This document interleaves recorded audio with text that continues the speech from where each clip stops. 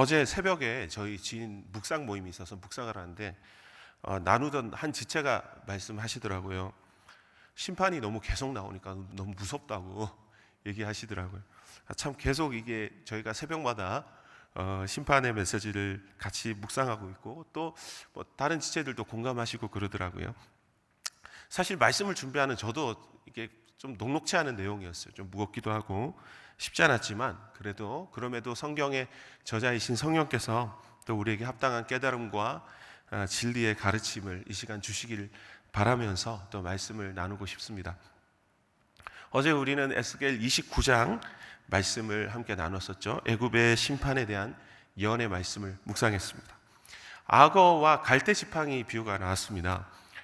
자신이 마치 신이라도 된 것처럼 착각에 빠진 강대국 애굽이 처절하게 무너질 것을 예언하고 있죠.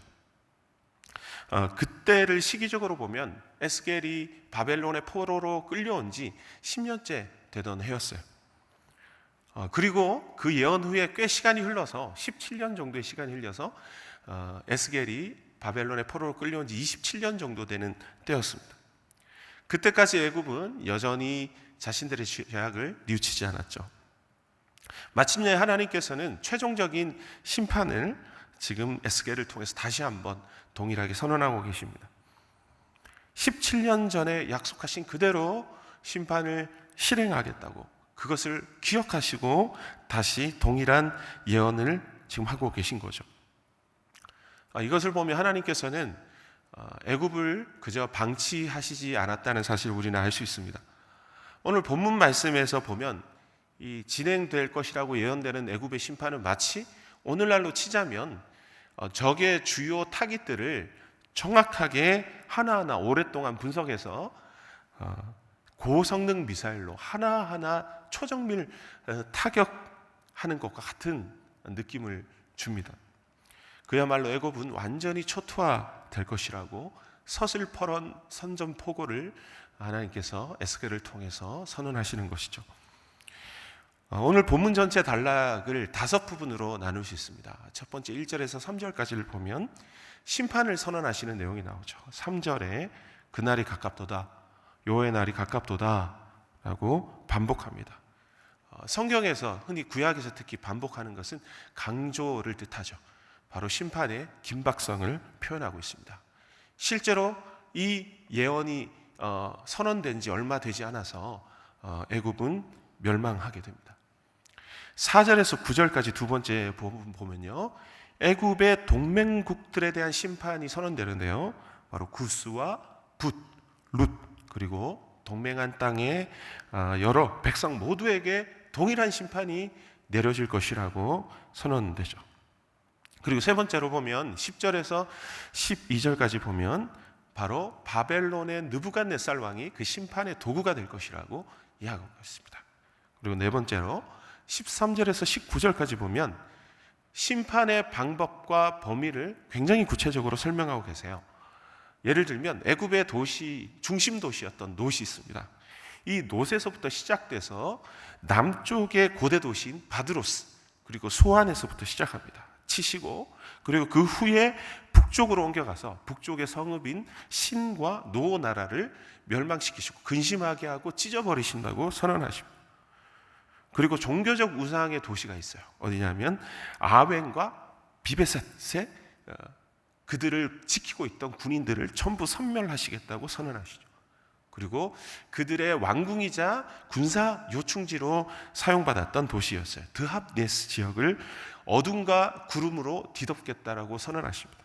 그야말로 모든 애굽의 요충지와 군사 권력들을 다 꿰차고 계시면서 그들을 철저하게 다 무너뜨리겠다고 선언하시는 것이죠.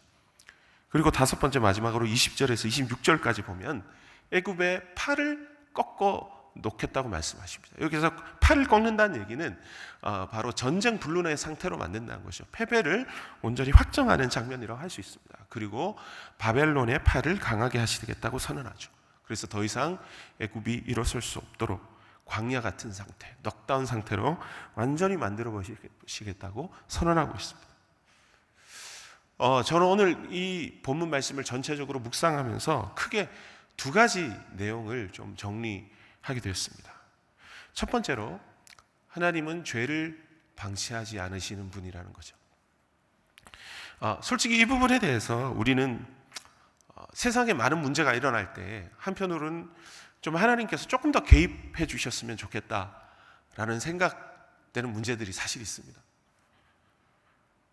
심지어 어떤 사람들이 이렇게 얘기합니다. 하나님은 이 세상을 창조하실 때 마치 태엽시계처럼 창조하셔서 그 태엽을 한참 감아 놓으시고 당신께서는 세상과 별개로 존재하시면서 세상을 그냥 내버려 두신다. 그래서 이 땅의 문제들이 해결되지 않는다 라고 이야기하는 이신론적인 사상을 가진 사람들도 등장하게 되는 거죠. 하지만 이런 고민에 빠져있던 우리들에게 사실 오늘 말씀은 무서운 심판의 말씀이 아니라 한편으로는 위로와 격려의 말씀으로 다가오기도 한다는 거죠. 하나님은 그저 이 땅의 악을 방치하지 않으신다는 거죠. 하나님은 지금 우리가 살아가고 있는 세상의 주요 거점들의 문제를 다 정확히 파악하고 계신다는 거예요. 그리고 그 때를 기다리십니다. 성경 속에서는 17년을 기다리셨죠. 그 시간의 연수에 맞는 하나님 때를 하나님 기다리고 계신다는 거예요. 우리는 이 부분에서 세상의 권력이 주님의 다스림 안에 있다는 것을 신뢰해야 합니다. 물론 인류 역사에 끔찍한 비극들이 있죠. 예를 들면 세계 대전 속에서 히틀러의 유대인 학살이나 킬링필드 학살 같은 정말 그런 사건들에 대해서는 솔직히 참 하나님의 계획을 묻기가 우리 입장에서 참 무겁고 힘듭니다. 어렵습니다. 하지만 그럼에도 불구하고 이런 악의 세력들에 대해서는 또 하나님께서는 때로는 정치적인 정적들을 통해서 오늘 말씀처럼 혹은 시간이 지나서라도 건강하고 선한 사람들의 진실과 공의의 노력을 통해서 여전히 일하고 계시다는 사실을 우리는 신뢰해야 한다는 것이죠. 이것이 오늘 본문이 우리에게 가르쳐 주시고 있는 교훈이라고 저는 생각합니다. 지금 우리를 둘러싸고 있는 이 세계의 정세가 앞으로 어떻게 이어질지 우리는 알 수 없습니다. 참으로 복잡하고 다단한 세계의 이 시기를 살고 있죠. 하지만 하나님께서는 절대 죄를 방치하지 않으시고 에스겔의 17년 전의 약속처럼 우리의 아픔, 진실을 반드시 기억하고 계시다는 사실을 믿고 세상의 부조리함 속에서 희망을 놓지 말아야 할 것입니다. 두 번째로, 죄는 굉장히 치밀하게 짜여서 서로 연대한다는 사실이에요. 오늘 설교의 제목은 무엇이냐면 죄의 연대성과 하나님의 심판입니다. 오늘 말씀에서 보면 죄는 서로 연대하는 특징을 가지고 있어요. 죄는 결코 홀로 자신의 계획을 만들어 가지 않아요. 보면 애굽은 홀로 악을 행하지 않죠. 공모자가 있습니다. 그래서 그들 스스로 서로에게 기대서 단단히 붙잡고 있어서 누구 한 명이 빠져나가면 도저히 빠져나가지 못하도록 촘촘하게 공모하고 계획해서 자신들의 악행을 합리화시킵니다. 우리는 그런 상황을 얼마나 현재에서도 많이 봅니까? 이것이 단순히 애굽의 시대에만 있었던 일이 아니라 오늘 현재 상황에도 존재하는 구조적 악의 문제가 아니겠습니까? 제가 이번에 캄보디아 선교를 갔는데요. 선교를 다 마치고 나서 이제 우리 지체들끼리 모여 있다가 투올 슬랭 감옥에 대한 이야기를 듣게 됐어요.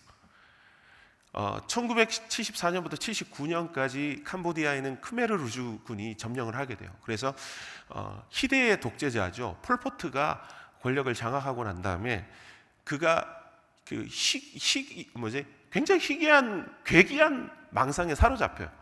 왜냐하면 사회의 문제는 바로 지식에 의해서다. 그래서 지식인들을 다 정리해야 된다라고 얘기하면서 모든 지식인들, 교수들과 배운 사람들, 학식 있는 사람들, 심지어 안경을 쓴 사람까지 포함해서 전체 인구의 4분의 1을 5년 만에 학살하죠. 너무나도 끔찍한 상황이었어요. 이 투올슬랭이라는 감옥은 그 수많은 학살의 현장 중에 한 곳이었어요. 이곳은 너무 아름다운 사실은 그 운동장을 가지고 있는 그런 고등학교였어요. 근데 거기를 감옥으로 개조한 거죠. 그곳으로 약 2만 명 정도의 포로가 끌려왔는데요. 그 중에서 살아남은 사람이 단 12명이라고 해요. 그것도 마지막에. 이 감옥의 소장이었던 사람이 아직도 살아 있습니다. 이름이 뭐냐면 카인 구획 에바브라는 사람이요. 이 사람은 공무원이었어요. 이 사람이 종신형을 선고받는데요. 지금 감옥에 있어요. 근데 그는 이렇게 감옥에서 최후 변론을 했어요. 뭐냐면 미안하다, 사과를 하지만은 사실 자기는 상부의 명령을 따랐을 뿐이라고 얘기해요. 그 실제로 이 폴포트는 참으로 이 무서운 사람인데요. 그들이 서로 그 사형과 처형과 고문을 자행하는 사람들이 서로 양심적인 가책을 좀 느끼는 걸 좀 죄책감을 줄일 수 있도록 제도적으로 구조를 만들어 놓은 거예요. 그냥 도장만 찍고 뭔가 자기 할 일만 하도록. 무섭죠. 이와 유사한 사건이 역시 유대인의 학살 사건이 있었죠. 한나 아렌트는 예루살렘의 아이 희만이라는 그녀의 책에서 이렇게 얘기합니다. 사람은 누구나 생각하면서 살지 않으면 아이 희만처럼 될 수 있다. 아이 희만은 바로 가스실 열차를 개발한 사람이고요. 최종 사용 편결에 대한 최종 재가를 내린 행정가였어요. 아이 희만도 똑같은 얘기를 합니다. 자기는 국가의 명령에 충성했을 뿐이라고 얘기합니다. 그래서 이런 아이 희만의 악의 모습을 보고 한나 아렌트는 악의 평범성이라는 유명한 말을 하게 되는 것이죠. 하나님은 이런 죄의 특성을 아신다는 거예요. 죄가 어떻게 우리 안에서 자신의 둥지를 틀고 서로 연결하게 하고 단단하게 결속하고 무너지지 않게 하는지, 이것이 누구의 전략일까요? 바로 사단의 전략이죠. 악의 제국의 전략이라는 거예요. 그런데 놀랍게도 하나님께서는 이 사단의 왕국의 전략을 완전히 깨뚫고 계신다는 거예요. 그래서 하나하나 마디마디를 부스러뜨리고 무너뜨리시고 완전히 섬멸시키는 장면을 우리는 보게 됩니다. 어떻습니까, 여러분? 오늘 이런 안경으로 이 말씀을 바라보실 때 조금 덜 무거워지시나요? 우리에게 그렇게 정말 세밀하게 일하시는 그 하나님의 은혜가 다른 한편의 이면으로 우리에게 좀 느껴졌으면 좋겠습니다. 그래서 하나님은 이 연대를 뿌리까지 철저하게 고발하시고 심판하시고 해결하시는 분이라는 그 사실 하나로 우리 안에 위로를 얻었으면 좋겠습니다. 그리고 이 심판이 우리에게 두려움으로 다가오지 않았으면 좋겠어요. 갈대 지팡이 때문에 우리가 다치고 망하지 않기를 원하시는 그 하나님의 사랑 때문이라는 것을 우리가 믿음으로 신뢰했으면 좋겠어요. 그래서 이 하나님의 철저한 심판이 우리에게는 한없이 섬세하신 관심과 사랑임을 깨닫는 은혜가 우리에게 있기를 원합니다. 말씀을 정리하도록 하겠습니다. 말씀을 묵상하면서 한 가지 풀리지 않는 것이 있었어요. 뭐냐면 하나님께서는 왜 이 4장에 걸쳐서 긴 이야기로 이렇게 자세하게 애굽의 멸망에 대해서만 많은 시간을 할애하셨을까?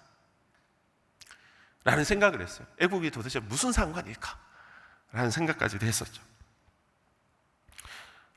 근데 이 말씀을 가만히 묵상해 보니까 그렇더라고요. 애굽은 이스라엘 역사에 있어서 너무나도 중요한 의미를 가지고 있어요. 왜냐하면 출애굽 시대 때부터, 그러니까 즉 이스라엘 왕국의 시작부터 지금 멸망의 끝까지 애굽은 아주 질기고 너무 지긋지긋한 악연으로 이스라엘과 연결되어 있다는 거예요. 성경에서도 보면은 사실 애굽이라는 상징은 하나님과 반대 방향의 이야기를 할 때 많이 선언하죠. 하나님의 나라와 대비되는 것이 바로 애굽이라고 상징적으로 우리는 이해할 수 있어요. 그만큼 애굽과 이스라엘의 영적인 미래는 뿌리가 깊었다는 거예요. 오래되었고 견고했습니다. 이것은 마치 이것은 우리의 죄의 관계와도, 우리와 죄와의 관계와도 유사하다는 거예요. 우리는 하나님을 믿지만 끊임없이 애굽으로 돌아가기 원하는 우리의 모습, 끊임없이 영적인 애굽을 갈망하고 돌아가려고 해요. 그래서 우리는 끊임없이 애굽처럼 죄의 다른 것들과 연대하기 원하는 우리의 죄의 습성이 있다는 거예요. 우리의 왕국을 만들려는 죄의 습성이 있다는 거예요. 바로 이런 우리의 죄를 하나님께서는 환히 꿰뚫어 보고 계신다는 거예요.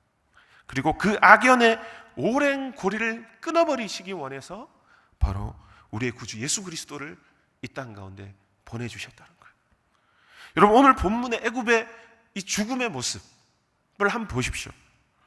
마치 도살장에서 온몸이 난도질 당하고 뼈까지 발려지는 제물의 모습과 같지 않습니까? 심장을 관통시키고 발끝에서 머리까지 다 샅샅이 제사에 드리는 제물처럼 죽여버리는 이런 모습은 무엇입니까? 바로 우리의 죄의 결과가 그런 참혹한 모습이라. 저는 이 장면을 떠올리면서 우리의 죄를 대신해서 십자가에서 제물로 바쳐지신 예수 그리스도의 희생과 사랑이 더 마음에 많이 떠올랐어요. 하나님 아버지의 심판이 얼마나 우리를 향해서 절실하셨는지, 하나님께서는 자신의 아들 예수 그리스도까지 그렇게 잔혹하고 처절하게 생명을 앗아갔으면 했어요. 우리의 죄의 뿌리, 우리의 악의 제국의 뿌리 얼마나 깊이 도사리고 있는지를 아시고 그 문제를 해결하신 예수 그리스도의 구속의 은혜를 다시 한번 떠올리게 되었습니다. 말씀을 맺겠습니다. 우리의 일상 속에서 버텨내야 할 죄의 연대성은 정말 쉽지 않습니다. 우리 직장 속에서, 우리 가정 속에서, 혹은 내 안에서부터 시작되는 그 많은 본능과 욕구들이 있다는 거죠. 할 수만 있다면 정말 피하고 싶을 때가 많아요. 벗어나고 싶을 때가 있다는 거예요. 하지만 그때마다 우리에게 주신 그리스도의 십자가 사랑이 우리의 죄를 어떻게 해결했는지 묵상함으로 버티시기를 원합니다. 이겨내기를 원합니다.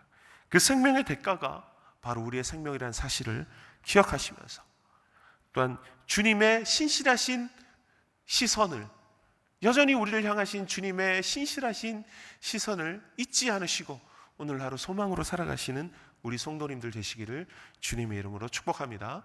아멘. 이 시간에 우리 함께 말씀을 기억하면서 또한 오늘 하루 살아가야 될 우리의 삶을 놓고 하나님께 기도하겠습니다. 사랑하시는 아버지 하나님, 주님 이 시간에 하나님 기도합니다. 주님 아버지, 주님 앞에 나갑니다. 걸어가시는 아버지, 주 오늘 말씀을 통해서 다시 한번 죄가 어떻게 연대하는지, 그리고 그 지혜의 연대를 주님이 어떻게 바라